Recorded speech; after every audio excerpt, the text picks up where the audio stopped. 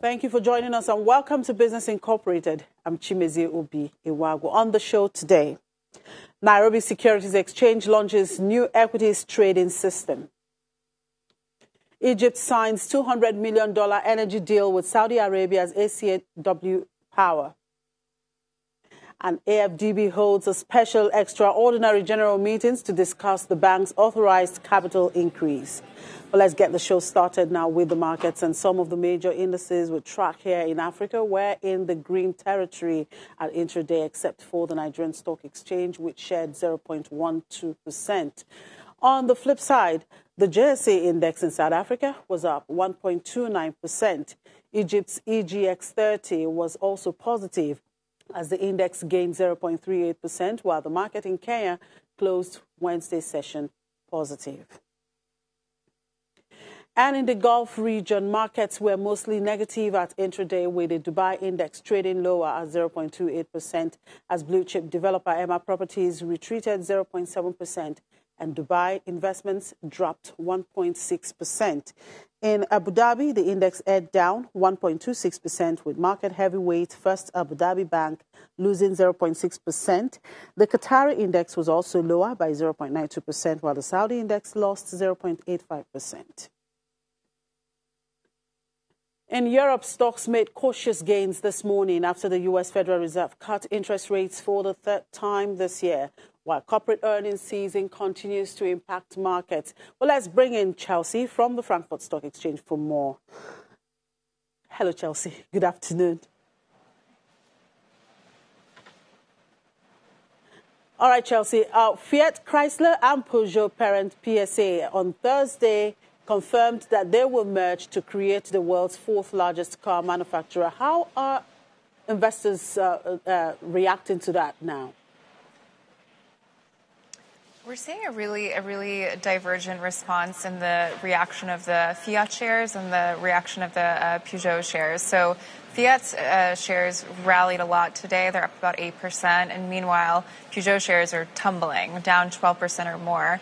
So I think how investors are seeing this is they've described this deal as a 50-50 merger of equals. I think investors are not seeing it that way. They're seeing it as Fiat's getting a much better deal here than Peugeot. If you look at the terms of the deal, they say they're splitting board seats evenly. Fiat's chairman gets the chairman role at the new company. The the Peugeot chief executive gets the CEO spot there. So they are sort of splitting the organizational structure. But in terms of the financials, Peugeot is putting about 6 billion euros more into the company than Fiat is. So I think that's sort of driving the market reaction. The fact that there is definitely an equity in the amount of money they're putting into the new company. At the same time, Peugeot also is sort of providing the technology and the electric vehicle know-how that's really supposed to be the future of this company. So I think there's definitely a divergence in how investors are seeing this. And of course, the Fed cut interest rates on Wednesday, but signaled it will take a break on future rate cuts. Are investors betting the Fed is done cutting rates? Investors are viewing this a little skeptically. In the press conference, Jerome Powell talked about how the U.S. economy is doing it's doing pretty well. It's very resilient. They don't see the need for more interest rate cuts at this point. But I think investors are kind of skeptical because there is a lot of mixed data coming out of the U.S. and they're going to want to see how this plays out over the next couple of months. A key test of this is going to be the U.S. jobs report tomorrow, where job growth is expected to basically halve to around 70,000 additions in October. But I think investors are going to be watching the data closely because they don't believe that the Fed is done cutting rates here. I think there are a lot of calls for the Fed to actually resume early next year or in the middle of next year because the economic situation in a lot of investors' eyes is going to deteriorate enough to warrant more stimulus. And in earnings, Facebook reported better than expected earnings and revenue growth, even as political pressure mounts on the company. How did the stock react to those earnings there? Investors are pretty happy with this report.